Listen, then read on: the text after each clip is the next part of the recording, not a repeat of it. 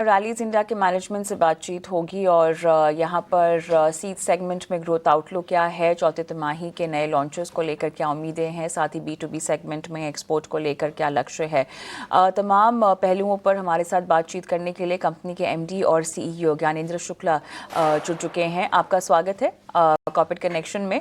और चलिए यहाँ पर सबसे पहले तो वीट हर्बिसाइड लॉन्चेस जो हुए हैं उसके बारे में बात करना चाहते हैं।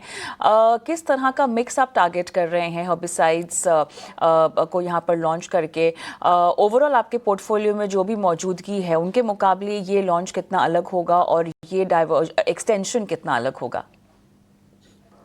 Thank you very much.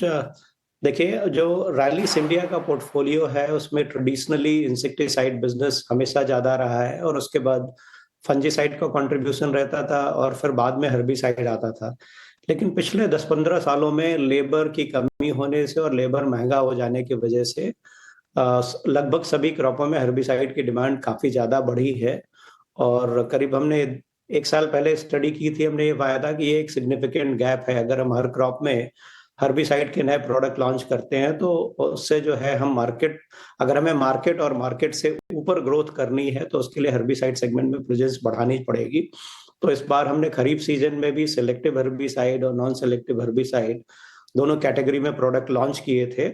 और रबी सीजन में वीट में हमारा पोर्टफोलियो थोड़ा वीक हो गया था, तो ये वीट में जो हमने प्रोडक्ट लॉन्च किया है, हमारी कोशिश ये है कि जो मार्केट का ट्रेंड है, जैसे मार्केट में हर्बिसाइड कैटेगरी की डिमांड ज्यादा बढ़ रही है, हमारा पोर्टफोलियो मिक्स जो है उसको रिफ्लेक्ट करना चाहिए, जो आज की डेट में नहीं करता है।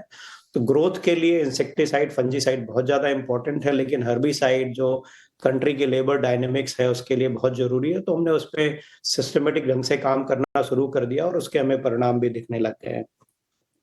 जहां तक सीड की बात रहती है, सीड जो है हमारा 5 क्रॉप में फोकस रहता है: कपास, मक्का, राइस, मस्टर्ड और बाजरा में।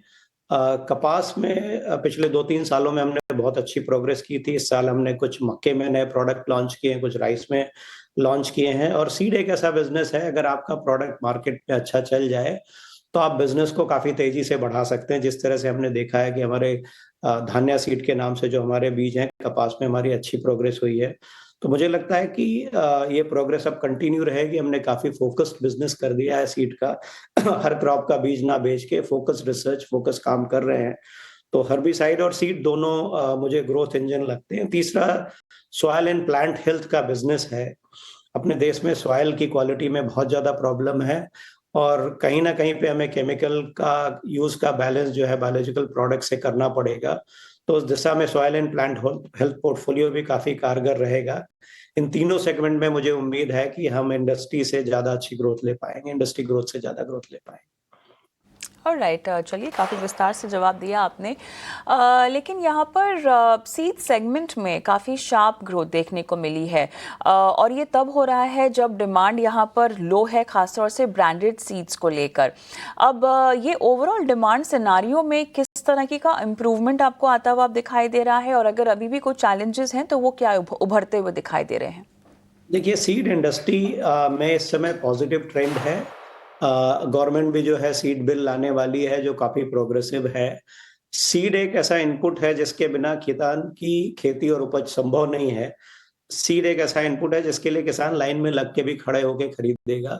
तो कोई भी कंपनी जब अच्छा सीड का प्रोडक्ट लॉन्च करती है तो उसकी डिमांड तेजी से बढ़ती है और इसके पीछे R&D का बहुत अहम रोल रहता है।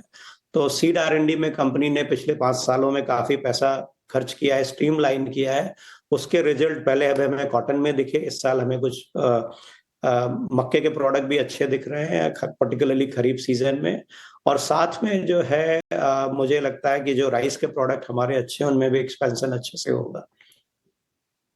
सर, यहाँ पे नए लॉन्चेस के लिहाज से क्या क्या फोकस में है आपके लिए? सॉरी, नए लॉन्चेस के लिहाज से अगर देखा नए जाए? लॉन्चेस में हमारे पास सीड में भी है, सॉयल प्लांट ओके। हेल्थ भी है।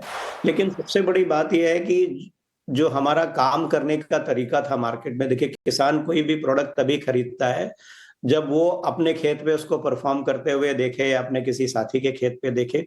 तो जो पहले की market go to market approach होती थी रैलीज की कि हम सारे विलेजेस में जाएंगे, पूरे देश में जाएंगे, उसको हम थोड़ा फोकस्ड कर रहे हैं।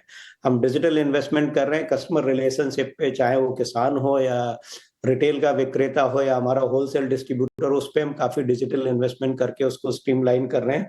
तो मुझे लगता है जो हमारी डिमांड जनरेशन एक्टिविटीज हैं और उसके साथ में जो नए प्रोडक्ट लॉन्चेस हैं, उसको कॉम्बिनेशन में लाके जो है हम अच्छी ग्रोथ ला पाएंगे। जहां तक लॉन्चेस के प्रश्न हैं, अगले साल हम राइस हर्बिसाइड लॉन्च कर रहे हैं, और उसके अलावा मेज का हर्बिसाइड भी लॉन्च कर रहे हैं। फंजीसाइड इंसेक्टिसाइड में भी कुछ कॉम्बिनेशन प्रोडक्ट हैं जो हम लॉन्च कर रहे हैं। साथ में सीड जो है हर साल हम लॉन्च करते रहते हैं, लेकिन इसके बारे में ज्यादा अपडेट जो है हम आपको जब हम ईयरली एंड रिजल्ट के बारे में बात करेंगे उस समय तक सारी तैयारी हो चुकी होगी, क्योंकि इस समय बहुत सारी चीजें प्रोडक्शन स्टेज में है, कुछ रेगुलेटरी अप्रूवल स्टेज में है। उस समय तक पूरी क्लैरिटी हो जाएगी कि किस क्रॉप में किस कैटेगरी में कितने प्रोडक्ट लॉन्च करते हैं। बट हमने soil and plant health category में अंडर सीड की सेल्स टीम है, एक न्यू कोड करके ब्रांड लॉन्च किया है, जिससे हमारे soil and plant health product portfolio को ज्यादा मार्केट एक्सेस मिलेगी और उसमें और ज्यादा ग्रोथ हम ला पाएंगे। ये बताइएगा, डिजिटल इनिशिएटिव्स जो हैं वो काफ़ी हद तक बढ़ाए जा रहे हैं, कुछ मेजरेबल आउटकम्स हैं जो जिनके बारे में आप बात कर सकते हैं? देखिए, ये हमेशा ही इंडस्ट्री में डिबेट रही कि आप कोई भी कस्टमर फेसिंग डिजिटल प्रोग्राम लाते हैं, आप उसको मोनेटाइज कर सकते हैं। मुझे लगता है कि हिंदुस्तान में ही नहीं, पूरे विश्व में कोई भी किसान सर्विस के लिए पैसे देने को नहीं तैयार है। आपको सर्विस के माध्यम से आप उसको अपना प्रोडक्ट ज्यादा बेच सकते हैं, वही एक माध्यम है। तो किसी भी डिजिटल इनिशिएटिव की जो प्रोग्रेस है, इट शुड बी मेजर्ड।